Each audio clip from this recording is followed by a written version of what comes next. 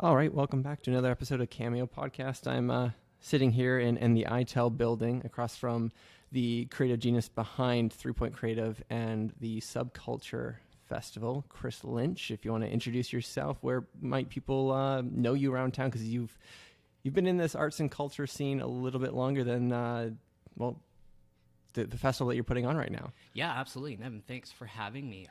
I got my break after university, after graduating from TRU, and I moved to Vancouver to work at Battle Axe Records, where I did all the advertising for Swollen Members, No Sweatshop way. Union, Kyprios, and then I worked for Warner Music, and that was about a year. And after that, I moved back to Kamloops to start CN Lynch Productions. Oh, interesting. Were you around when like the Stomp Down Killers and the Battle Axe were having that rap feud? Yeah, well, absolutely, yeah.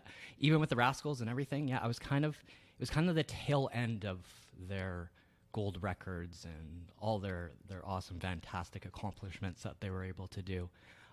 So it was kind of teetering off at the end, but I was still able to kind of go in and learn some really cool stuff, from some awesome artists that were doing some really cool things. It was the biggest hip-hop record label in Western Canada.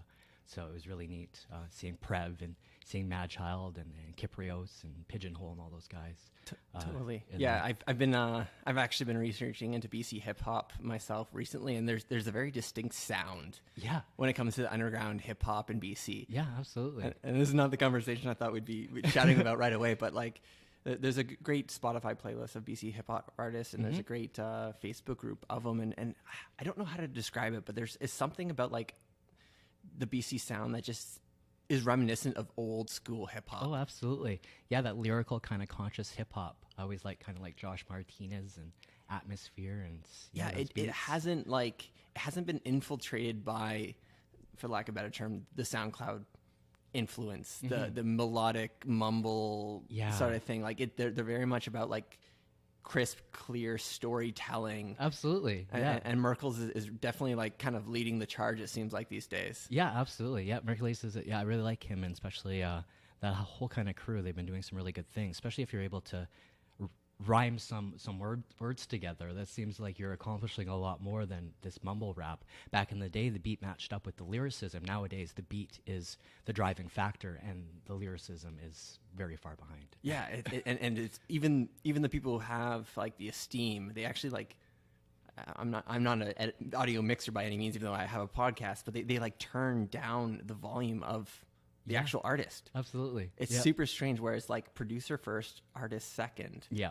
But it's the artist who gets all the claim. Yeah, now, absolutely. It's beyond me. Like I still love this newfound version of hip hop, but you know the old school, right? It's something about the storytelling, like the fact that like it's real street stories. Hey, this is my life. This is my diary. Absolutely. In real lyrical form that is interesting to me. That it's somehow getting lost. It is absolutely. The storytelling is kind of gone. Now it's just very simple lyrics that people are able to digest behind a trap type of beat. Yes, yeah, the drill rap, the Chicago influence. You know, we can thank Chief Keef for that. Absolutely. But you know, let's get back to topic of subculture. You know, I came across you because you're friends with David Luca, and I went to school with him, and he was always wanting to start a music festival here in town. And I know he tried for a long time with you, with Conscious Communications, but things just kept on getting shut down.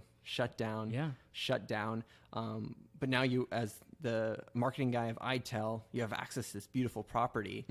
And it's kind of interesting how ITEL kind of represents the new side of Kamloops, where it's about technology and innovation, but you're taking an old forestry building. Yes, it's very ironic, isn't it? Absolutely. Yeah. And so what's your vision? What are you turning it into on? It's the weekend of August 25th. August 25th. Yes.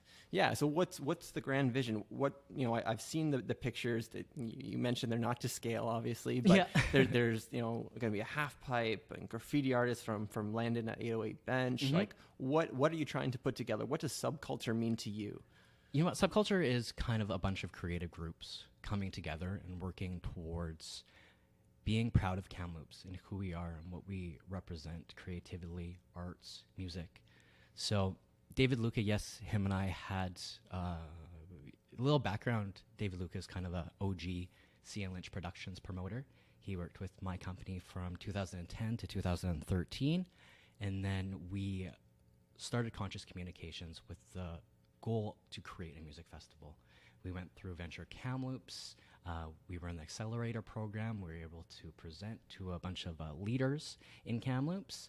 We tried to do that at Harper Mountain. Unfortunately, Harper back in the day had a bad circumstance with liability. So they were on board, then they were off board.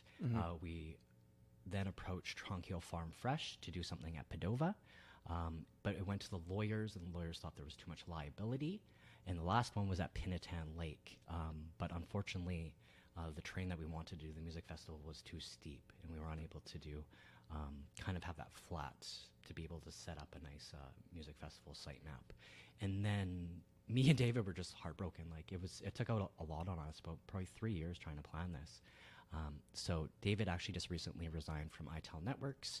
He's moved to Vancouver. So he's pursuing music management as well as booking, possibly through Feldman. He's still heavily involved in Subculture. He's a stage manager, and he always will be with kind of this festival as we move forward with it. I think eventually kind of how I went down to Vancouver for a year, got my bearings straight, got my confidence up in the arts and music. You'll see David Luca come back in a year or two. So it's exciting to see that he still is involved in it, and he's still sharpening his skills down in Vancouver. Back to what Subculture is, it's a really local focus of a lot of cool people doing some awesome things. Kamloops has been a big skateboarding town back in the day. Some really good skateboarders have come out of Kamloops: Matt Berger, Derek Swaim, Stacey Gabriel. Also graffiti as well too. Back in the day in the 90s, it was all about graffiti in Kamloops. You see the big BSM tag on the back of Memorial Arena. Also too, I sat on the Arts Commission, and there was a lot of submissions for doing graffiti back in 2014. Food truck scene in Kamloops has just exploded. You can't really have a festival without food, so we kind of looked at 3 different types of food trucks that cater to different audiences: Happy Camper, a little bit more healthy conscious, Frenchie's Poutineery with your classic poutine, and then Chefery 911, which kind of goes a little in between those two. Light installations, I think, play a very key role in music festivals. I don't know if you've ever been to Bass Coast or Shambhala, but especially Bass Coast. It's crazy how interactive they get with their art installations and how it adds that extra depth to the music festival layout. So lucky enough for us, we have Kamloops Makerspace providing the light installations to add that extra ambience around the festival. There is an exclusive offering with Red Collar for the craft beer for the first year, kind of keeping it straightforward. As we grow the festival, hopefully we'll bring on more local breweries like Iron Road and whatnot. Kamloops Art Battle is coming on board as well to do kind of an all-star showdown. We do have a slip and slide. That's not the main attraction. We don't need to repeat it a couple years ago. Yeah, exactly. And then there's some beer pong. And then the big thing, Greg Clone and I have worked together since 2010. We kind of started our companies around the same time. He's going to be doing the stage production, the lighting, and all the sound. And then we have some really cool, like JP Lancaster. He's a buddy from high school. I graduated with him. He's been doing an absolutely phenomenal job with the live music scene in Kamloops. So I'm really excited to see where that's going to go. It was kind of stale a little bit for the last couple years, and he's really reinvigorated the energy of supporting local artists coming out of Kamloops. We want to see those big artists coming out of Kamloops. Like, where's the big DJs? Where's the big hip-hop? Where's the artists? Totally. And we hope that this is a platform that serves for that launch point for these type of local artists. Yeah, I know. I was reading your article in the newspaper, right? And you mentioned something that I believe wholeheartedly is think local, go global, right? Is if you really connect with your local community, they're the ones who are going to raise you up, and it's going to spill out. Absolutely. You mentioned you've got visions of growth into Riverside Park and other sort of things, but would you call this for your kind of your MVP? Like, let's proof of concept, take those KIC principles, the Kamloops Innovation principles, and apply it here? Yes, 100%. Absolutely. This is a prototype. It's a proof of concept. I guess if you look at software as a service and those type of companies, The one thing that sometimes companies don't get over the growth stage is because they try to create this most perfect product and bring it to market, where you can just really kind of basically outline a service, get it to market, and let the customers choose the features and give you the input, so you're able to go back and develop it in a way that really targets your audience and fills that need. So it's the same thing with Subculture. We have a good prototype in place. We're going to put it out there. We're going to get feedback. We're going to get insight, and we'll just keep on growing on that feedback. And you've also kept the prices very competitive. Absolutely. It's like it's a full day for what $20. $20. Absolutely. Like you 10 hours of plus entertainment for $20. Like yeah, absolutely. Yeah, we've kind of tried to create that kind of exclusive feel. Pertaining to how many people we allow through the gates. So it's capped at 1,000 people. But we didn't want to have any barriers of entry with our ticket prices. Obviously, there's not massive artists on this, like a Steve Aoki or a Classified or a Skrillex, which would really dictate your ticket price, so you were able to break even. So this isn't a festival to make a lot of money. It's to plant the seed and see it grow. As we move into Riverside Park, upon approval of the city council, we would start to bring on bigger artists that I've kind of routed through CJs to be on the festival lineup next year. Absolutely. And watching, Merit, they've had 3 different pretty big festivals come through there yearly now. There's Motion Notion, there's Bass Coast, and there's the Rock and River Festival. Yep. It's what's as someone who lives in Kamloops and loves Kamloops, how does it feel to see Kamloops kind of get skipped over and gone into Merit because of issues you've run in the past? Yeah, the one thing wasn't necessarily skipping over Kamloops, just Merit was able to provide that space for people to move. This year, it's the first year that Motion Ocean decided to use that festival grounds. And believe it or not, we had an opportunity about 4 years to go look at that site and see how it would work in our scheme of things. But we kind of passed it over, and Bass Coast went and took that area and that location and have done a phenomenal job.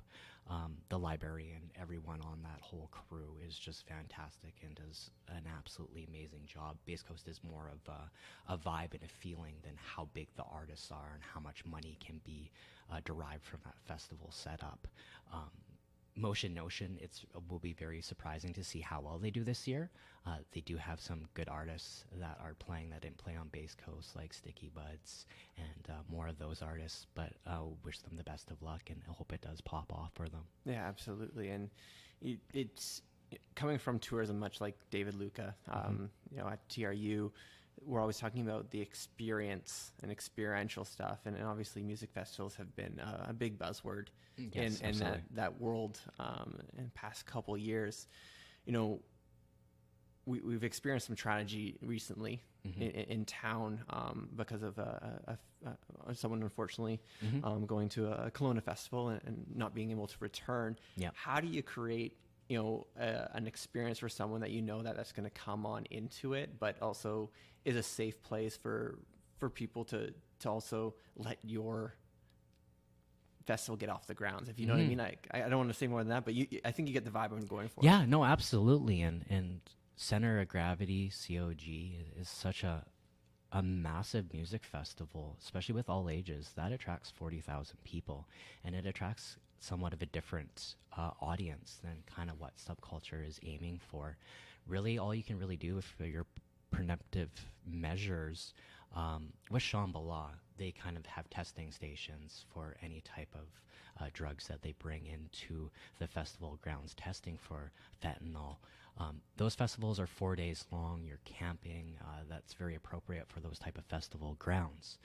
Subculture is a 12-hour event for 1,000 people, all ages, with a full private security plan, checking bags, having EMTs on there, having ambassadors and drink stations, and really being cognitive of those type of elements that can really put a damper in the experience.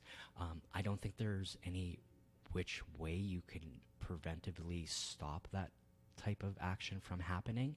It really comes down to education. How can you educate your audience? How can you make them more proactive and aware of the consequences of mixing drugs, giving them pamphlets, having ambassadors? It's very unfortunate that happened to that young girl from Kamloops, and definitely condolences to her family. And Center of Gravity will have to relook at how they put those measures in place to alleviate that from happening. Shambhala is a perfect example of a festival that has been able to do that really well with 20 years of running without any deaths. Yeah, and I guess to parallel yourself with Shambhala a little bit, it seems like you're very open to almost Kamloops dictating what it becomes in a way. Absolutely. Right? You want the festival goers to dictate the growth that they want to see. How do you grow a festival, like knowing JP and the music scene that he brings, and then learning about your DJing background? How do you find the balance of growing with what people want, but also making your vision come to light? What's your tactic to kind of blend the both? Yeah, it's kind of it's meeting in the middle, right? A nice blend of it. With kind of the growth plans, 3,500, and then the third year to 7,500. I think we do have a very good formula in place. Really what the public is going to dictate or provide guidance on is the type of artists that are booked on it, the type of food vendors, if they're actually willing to be active participants within the festival by volunteering and being vendors or being artists. That type of community and creating that type of traction is ultimately what's going to grow Subculture Kamloops to where it can be. And what are you going to call the community? What is the community called when people leave? Where's that? What do they call themselves where they take that sense of pride? Much like people who go to Shambhala have their own name. Yeah, what is it? I just went kind of blank. They had like Shambhala Love or something. No, it wasn't that. I'm not entirely sure. You know what? I can't. I don't know what we would term it, but I'm going to look really hard for that perfect piece of description of how we can term that subculture audience member. Well, Chris, typically we keep this pretty short as people listen to it in their cars as they drive around Kamloops. What are some last kind of things you want to leave us with that you want to share? I think kind of Kamloops itself right now has to take a chance, try new things, get out there, be an active participant in this community. There are so many cool things happening. Your podcast, Factotum, Kamloops Arts Council, the Arts Commission, Buskers Festival, Brew Loops, all these really cool things. And the only way for these things to keep on going is for you to be part of it. Champion the cause. Get out there. Have fun. Engage. Get away from your video games. It's just only $20. It's only $20. Wear a hat. You might get sunburned, but you'll have a fantastic time. We're at this really weird intersection of Kamloops where it's the old and the new. Absolutely. And I keep on having this conversation with so many people who they're tired of the complacency, but they're also the complainers, right? And so I just to mimic what you're saying, get involved, do something, find a community. If subculture is the community for you, join it. If the graffiti scene is the thing for you, go stop by 808 and Bench because they just got approved for two new walls. Yeah, they're killing it. These are not murals; these are graffiti walls. So it's really exciting. And they're going to be there as well. Yeah. Any other amenities that we dropped that are going to be by any, or do you have some secret stuff kind of hidden away? We do have some secret stuff. Okay, we'll keep a secret. You'll have to come and see. It's only $20. It's only $20. It's only $20. Well, Chris, where can people find more information or reach out to you if they have any questions? Yeah, they can go online at subculturefestival.ca. Tickets are at Pizza Pie. They're on our website. They're also available on Factotum. JP has less than 100 tickets left on that site. Yeah, that's about it. Social media, YouTube. Perfect. We're there. Yeah. Perfect, guys. Well, if you're interested in checking it out, please, support them. Kamloops gets missed over for a lot of things because they don't support. So, Chris is looking for 1,000 people. Be one of those 1,000 people, and let's see it grow into the next year and keep on going to hit that 3,500 that you're looking for at Riverside. And we get to dictate what Kamloops gets to become. Absolutely. You know, so the only way we can do that is through our participation, through our actions, and let's take some pride in this great town that we call home. Absolutely. Thank you, Nevin. Thank you. Cheers. Bye-bye.